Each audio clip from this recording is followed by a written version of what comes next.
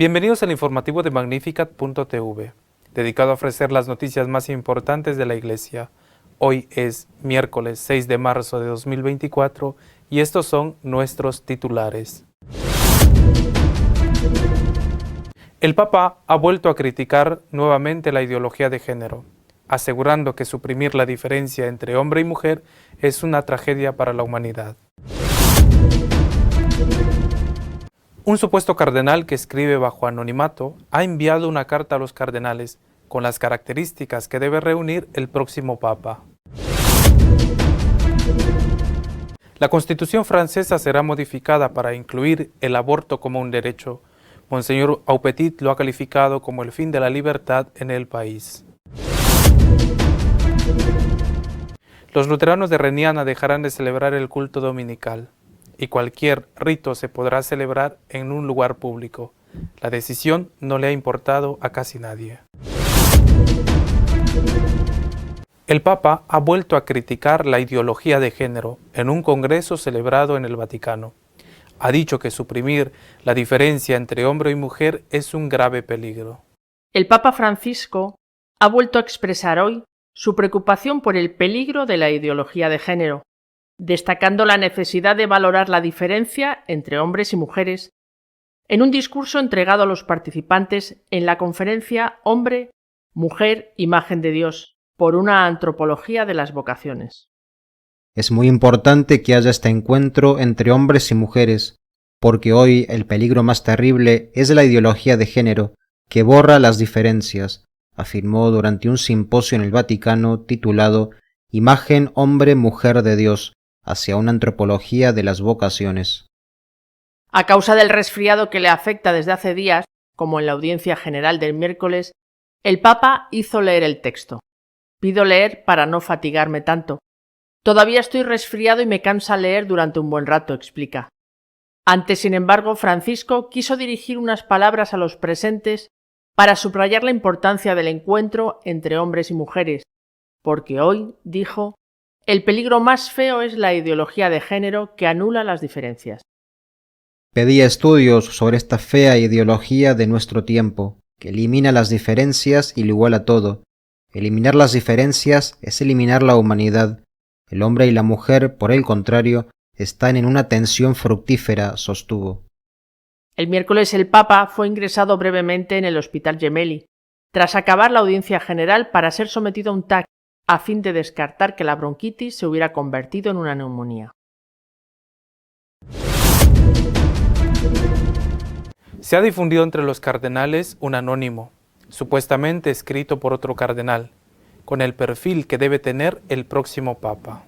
La nueva Bussola Quotidiana ha difundido en exclusiva un documento firmado por un cardenal con el seudónimo Demos II, que contiene las características que debería reunir el próximo Papa. La carta comienza recordando otro texto anónimo, Demos, que se publicó en marzo del 2022, en el que se vertían preguntas y críticas sobre el pontificado de Francisco, y que fue atribuido al cardenal Pell, fallecido poco después.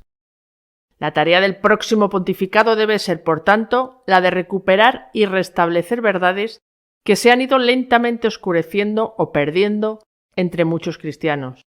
Estas incluyen, pero no se limitan, a aspectos tan básicos como los siguientes.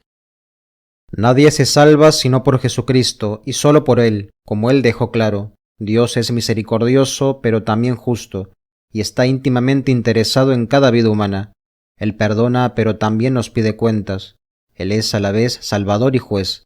El hombre es una criatura de Dios, no una invención propia, una criatura no meramente emotiva y con apetitos, sino también con intelecto, libre albedrío y un destino eterno.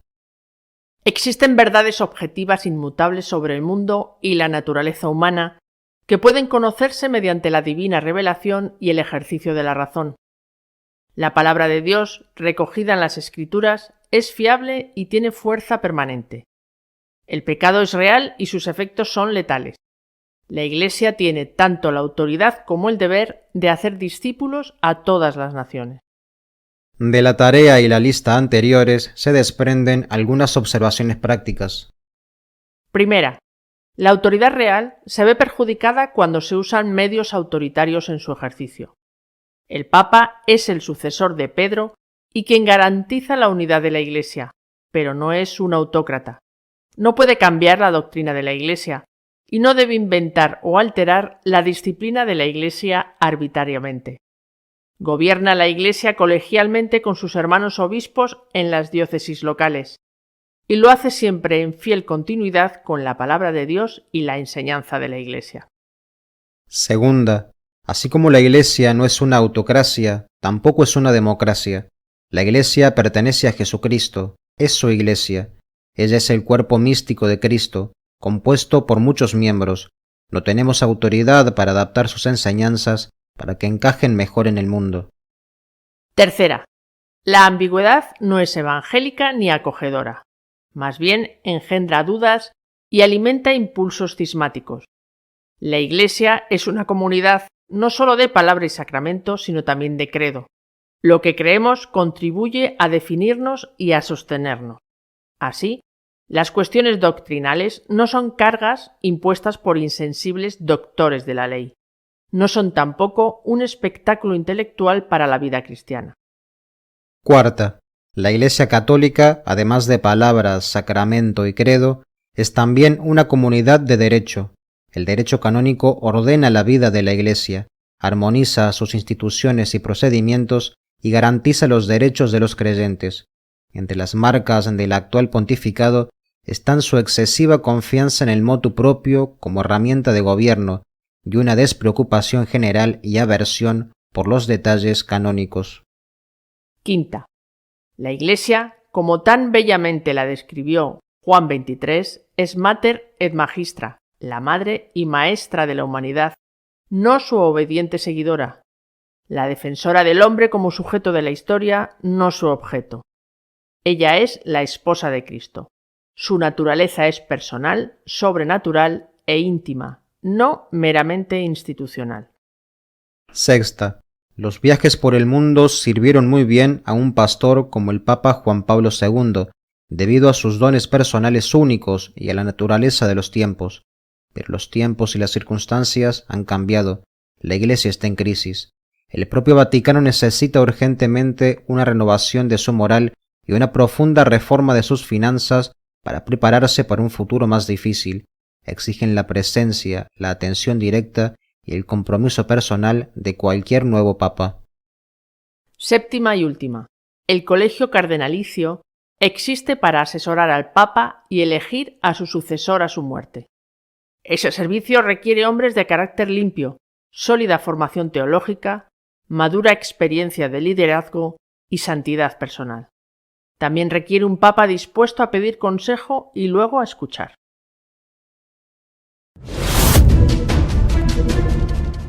El aborto será un derecho y quedará refrendado como tal en la Constitución francesa. El obispo emérito de París lo ha calificado como el fin de la libertad en ese país. El Senado francés ha aprobado la inclusión del derecho al aborto en la Constitución, convirtiéndose en el primer país en tomar esa medida. En la autoproclamada cuna de la libertad, igualdad y fraternidad, se anula la libertad de conciencia de los médicos y la fraternidad pasa a ser sustituida por el matricidio y el sacrificio de inocentes. Monseñor Petit, arzobispo emérito de París, que fue obligado a renunciar por una acusación de comportamiento inadecuado con una mujer que finalmente se demostró falsa, ha reaccionado con contundencia ante la inclusión del aborto como derecho en la Constitución francesa. El aborto se impone en la Constitución. Se rechaza la cláusula de conciencia para los médicos. La ley prevalece sobre la conciencia. Francia ha tocado fondo. Se ha convertido en un Estado totalitario. Monseñor Petit subraya que una sociedad que elimina la objeción de conciencia se convierte en una dictadura. Admite que él mismo, como médico, también hizo uso de esa objeción de conciencia. Al mismo tiempo, cree que sus colegas médicos reaccionarán enérgicamente ante cualquier intento de privarles de este derecho. Los luteranos de Renania, que constituyen el segundo grupo más importante de esa confesión religiosa en Alemania, dejarán de celebrar el culto dominical. El sínodo de la Iglesia Evangélica Luterana en Renania, una de las más importantes de Alemania, ha decidido eliminar el servicio dominical en sus templos. Desde el portal digital Die Welt, un artículo denuncia que el hecho de que esta noticia no haya interesado realmente a nadie y no haya causado conmoción demuestra cuán avanzada está la indiferencia religiosa entre los luteranos. En medio de la preocupación por perder la conexión con la sociedad moderna, la Iglesia renuncia a su fe, escribe Hannah Bethke. La Iglesia evangélica se está dando por vencida a sí misma. Esta impresión se obtiene a través del escándalo de abuso y la secularización sistemática que ocurre internamente en la Iglesia. La Iglesia no solo es víctima de una secularización social progresiva, sino que impulsa su descristianización por sí misma. Que una de las más importantes iglesias luteranas en Alemania elimine el servicio dominical debería provocar conmoción, escribe la comentarista de Die Welt. Sin embargo, no ha sucedido nada, ni en los medios ni de ninguna otra manera. Solo se puede deducir de esto: la sociedad ha dado por terminada a la Iglesia. Pero la amarga verdad también es que los protestantes contribuyen mucho a esto por sí mismos. Renania tiene la segunda iglesia territorial evangélica más grande en Alemania, con 2,2 millones de miembros. A partir del 1 de marzo, el servicio dominical se puede trasladar a otro día de la semana. Además, se levantarán restricciones con respecto al espacio litúrgico. El bautismo, la confirmación, la ceremonia de matrimonio y el funeral podrán tener lugar en cualquier espacio público. Nuestro editorial de esta semana está dedicado a comentar la inclusión del aborto como un derecho en la Constitución francesa. El miércoles, el Papa tuvo que ser llevado al hospital para hacerle un TAC. Lo mismo pasó en noviembre. Se trató de saber si la bronquitis que lleva tanto tiempo padeciendo había derivado o no en una neumonía. No han informado del resultado del TAC, pero el hecho de que al día siguiente reanudara ya su agenda habitual indica que la situación no es grave, sino que tiene la salud propia de un hombre de su edad, 87 años. Una vez más, quiero pedir oración por el Papa.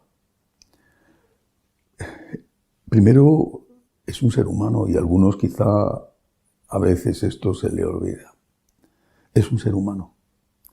Y tenemos que rezar por todos aquellos que están pasando dificultades.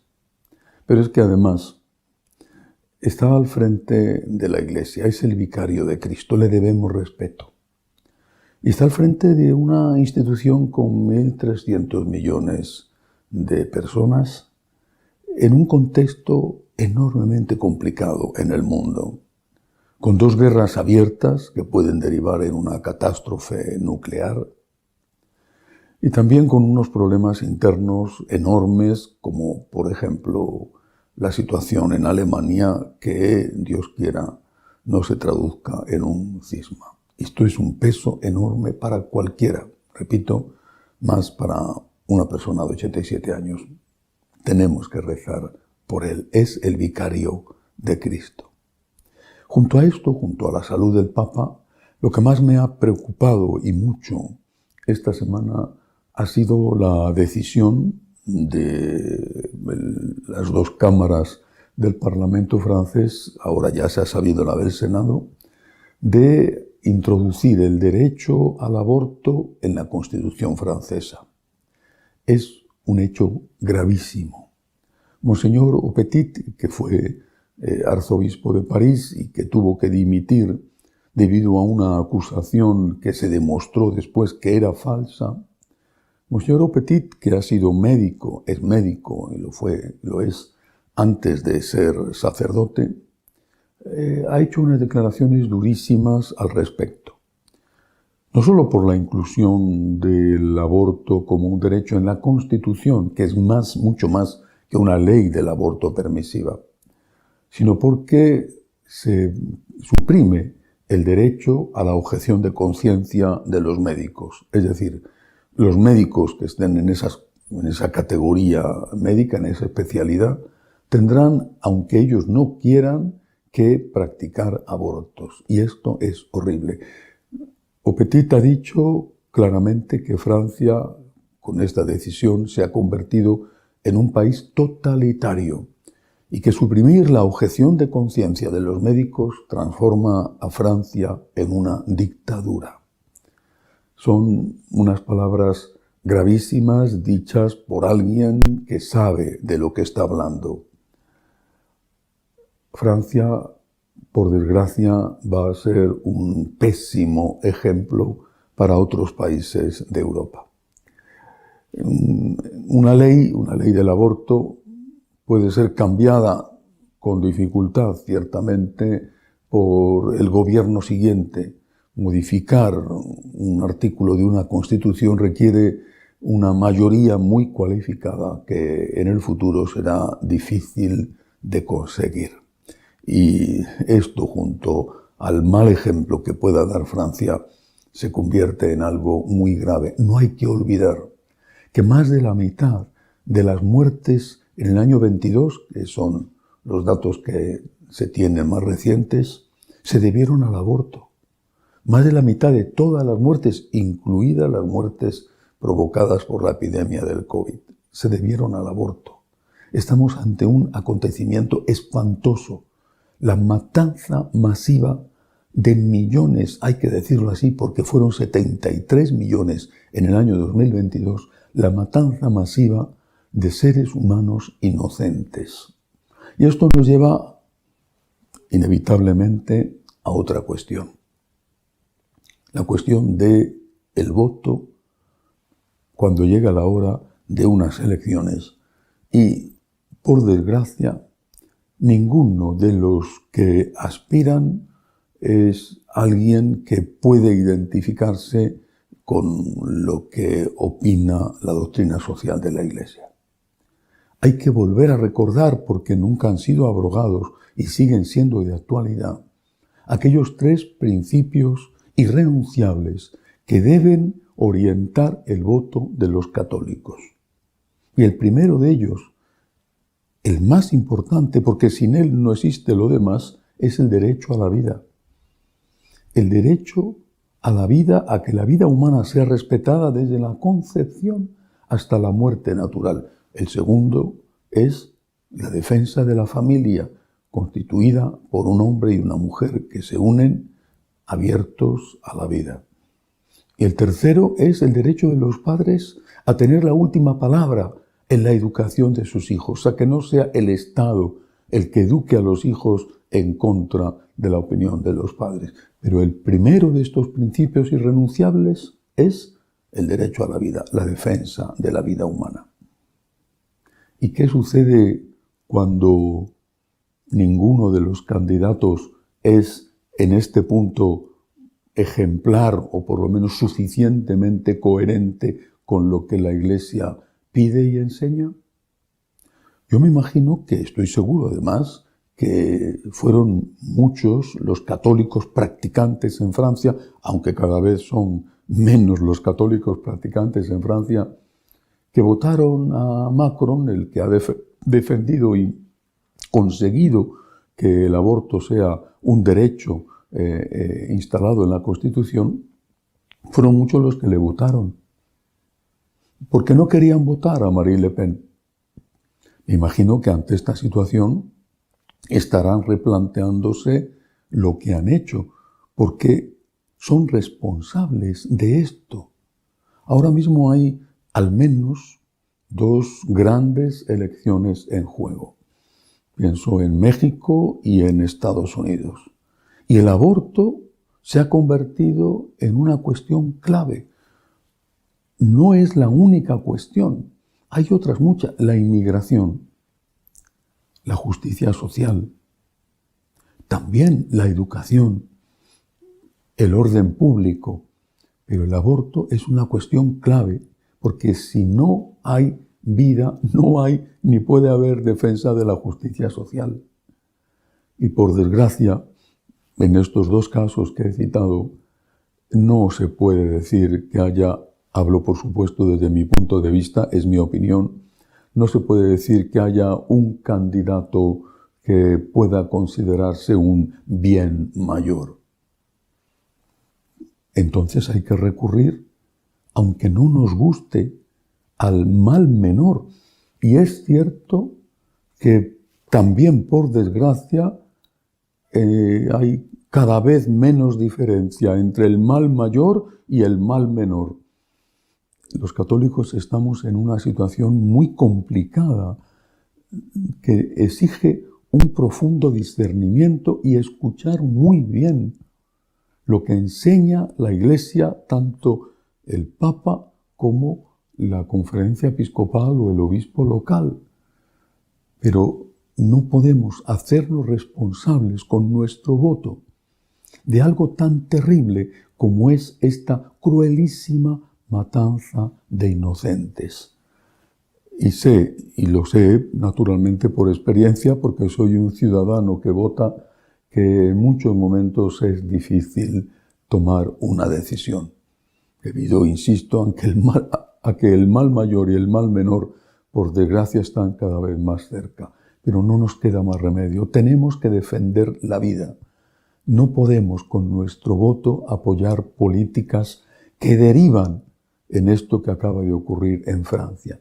Que Francia, que fue la cuna de las libertades, hay que recordar la Revolución Francesa, etc., que Francia sea ya hoy una dictadura, como ha dicho Monseñor Aupetit, es algo gravísimo para Francia, para toda Europa y por el mal ejemplo que dará para todo el mundo y sobre todo para los niños que van a ser sacrificados en el vientre de su madre.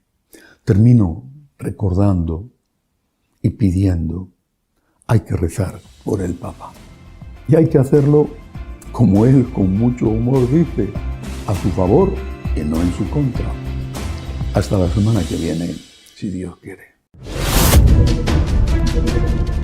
Si desea estar al tanto de lo que va sucediendo en la Iglesia, puede hacerlo a través de nuestra página web www.magnificat.tv. Seguiremos informándole de lo que va sucediendo en la Iglesia hasta la semana que viene, si Dios quiere.